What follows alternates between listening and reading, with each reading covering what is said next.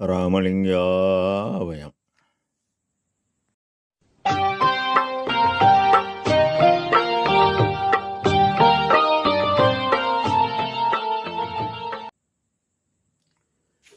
அருட்பெரும் ஜோதி அருட்பெரும் ஜோதி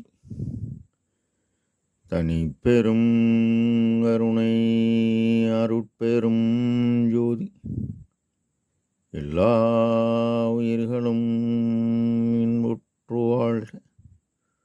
வள்ளல் மலரடி வாழ்க வாழ்க. திருச்சிற்றம்பலம். அருட்பெருஞ்சோதி ஆண்டவரின் பரிபூர்ண அருளை பெற்ற அருட்பிரகாசம் பெருமானின் திருவடிகளை மனமொழிமையால் போற்றி பணிகின்றேன் தயவுடன். நாம் செய்த செயலின் விளைவாக இன்ப துன்ப அனுபவங்கள் யாவும் வந்து கொண்டே உள்ளது.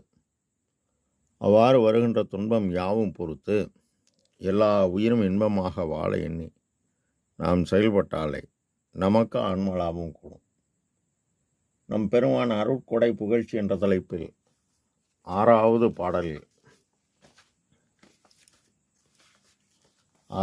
பாடலில் பட்டி பகட்டின் ஊர்திரிந்து பணமே நிலமே பாவையரே தெட்டிற்கடுத்த பொய் ஒழுக்கச் செயலே என்று திரிந்து உலகில் ஒட்டி குதித்து சிறு விளையாடு இயற்றி ஓடும் மணக்குரங்கை கட்டி கொடுத்தாய், இந்தனக்கு கைமாறு ஏது கொடுப்பேனே என இப்பாடலை பதிவு செய்கின்றார்.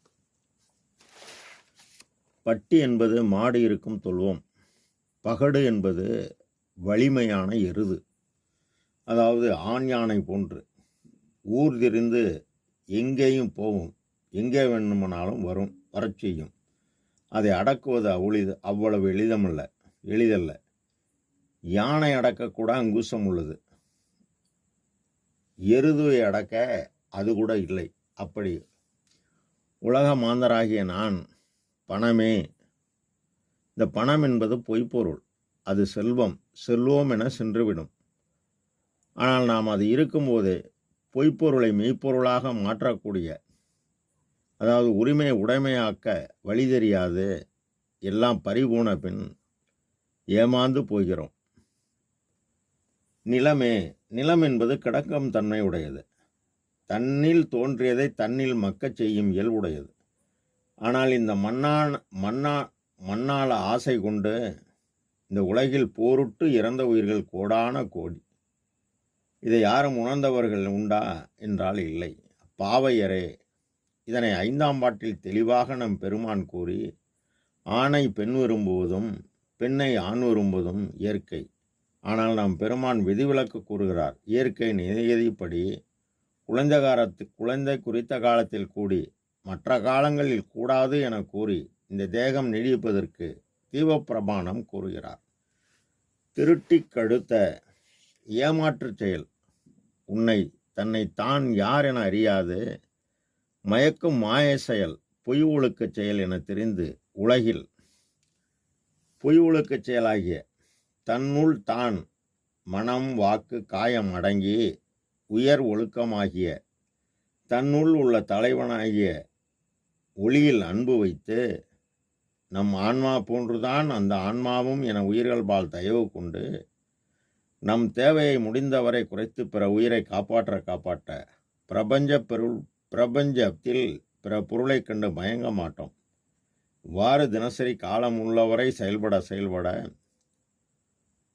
ஓட்டி குதித்து சிறு விளையாட்டேற்றும் ஓடும் மணக்குரங்கை கட்டி கொடுத்தாய்.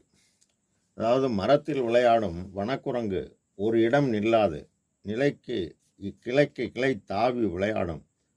ஆனால் உயர் பிறப்பாகிய மனித பிறப்பை பெற்றுக்கொண்ட நாங்கள் பகுத்தறிவு பெற்றுள்ளோம். நமது செயல்பாடு யாவும் கர்மா வினையாக உள்ளது. செயல்பாடு என்பது காட்டின் இயக்கம்.